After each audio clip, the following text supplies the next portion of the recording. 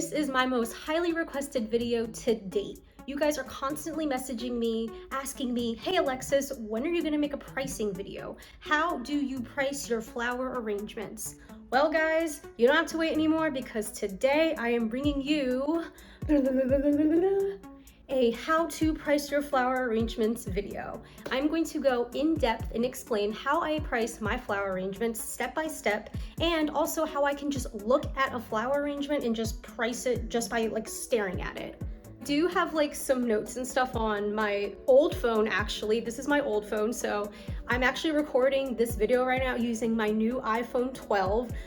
They aren't sponsoring this video or anything like that, don't get me wrong guys, I'm like not like famous yet.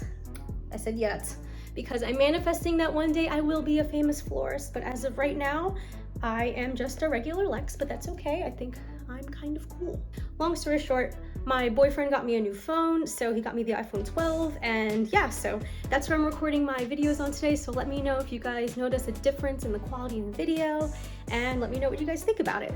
So how to price out your flower arrangements. This is like honestly the most important thing to flower arranging in my opinion. In order to see like a good profit and in order to actually like make money for your flower arrangements, you got to know how to price things out properly. What I recommend you do is to take a look at your flower invoice.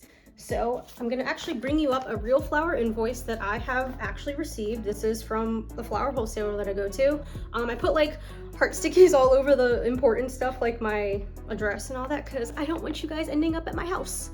So yeah, but what you're gonna wanna do first is bring up your flower invoice sheet.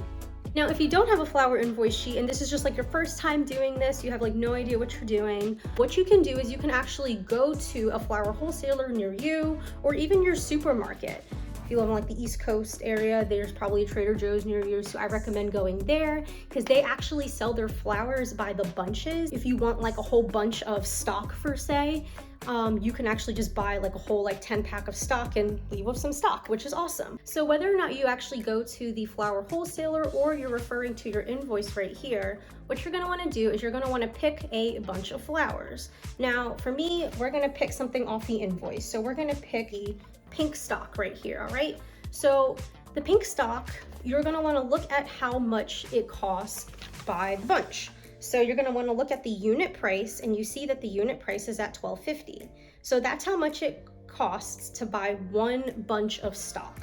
So with stock usually comes in 10 stem bunches from my experience. Now again, you definitely wanna go check with your flower wholesaler and make sure that that is correct. What you're gonna wanna do next is figure out how much each flower stem costs out of that bunch. So what I like to do is I like to pull up my calculator because I am really not good at math.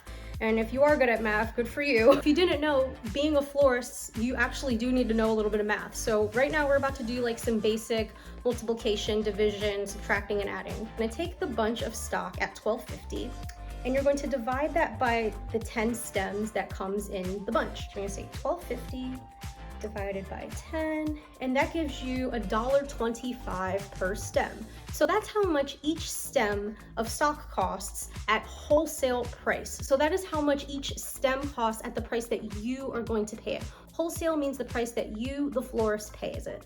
Now, in order to actually make a profit, you're gonna wanna take those numbers and multiply them by 3 or 4, depending on your area, and that's how much you're going to sell it at retail price. So you're going to mark up that one stem by 3 to 4 times. I learned this from just working at a flower shop over years. I learned all that information working like in person. I also worked at a wedding and events company where I learned a lot of that information from. And I'm also in a lot of florist groups, which are really helpful. And I'm actually gonna share a post with you that someone asked right here. They're like, hey, like how much do the flowers cost? Like how do you do some flower math? And this woman commented like a really helpful little paragraph here that I think you guys would find really helpful. So pause this video, screenshot it, and I hope that this helps you out. So we're gonna take that $1.25 one stem of stock that you pay for at wholesale price, and you're going to want to multiply that by 3.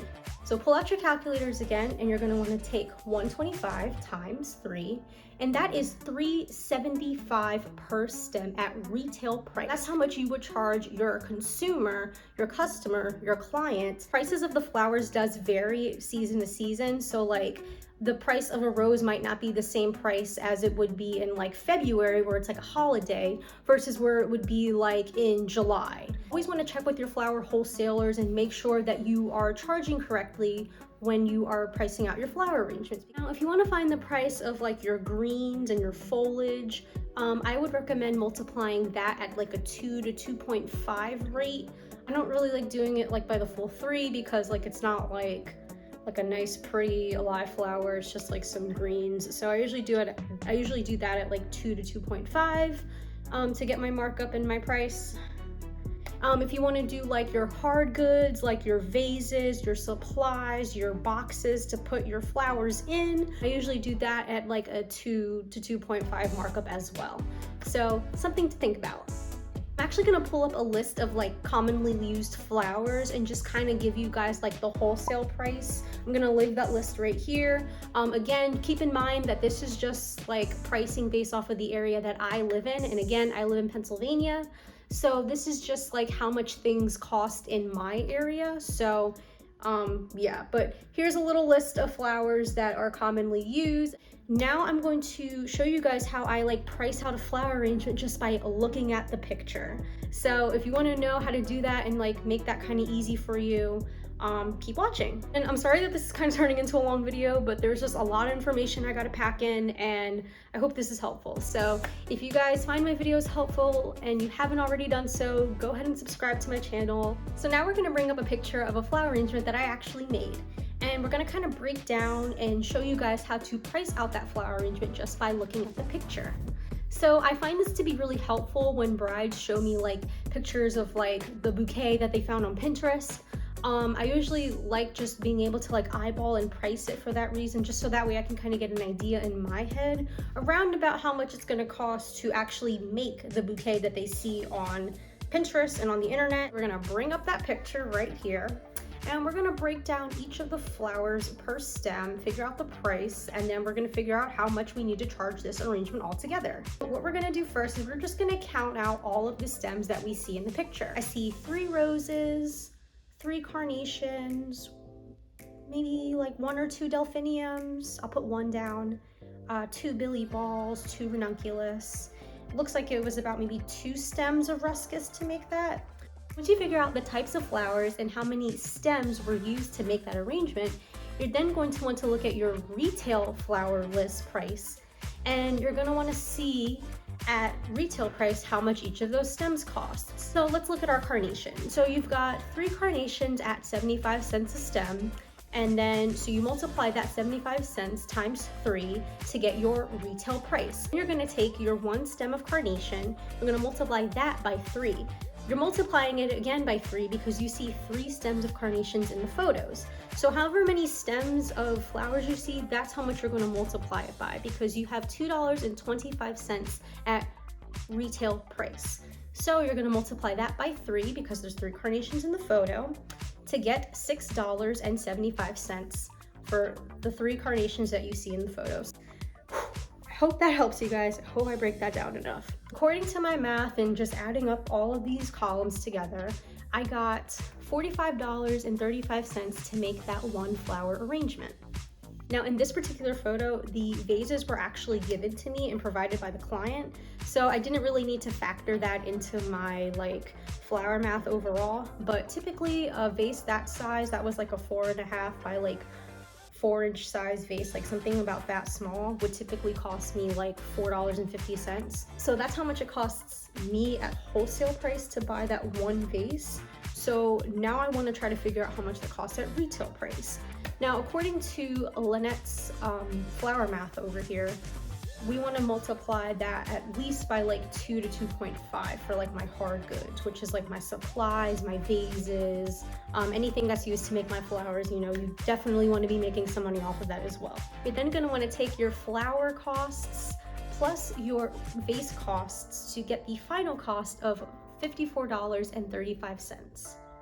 Now, this final step is really important, and I feel like a lot of florists forget or just maybe don't know that they need to do this final step. But the final step to figuring out your flower costs and how much you're going to price something is to add your labor fees for it.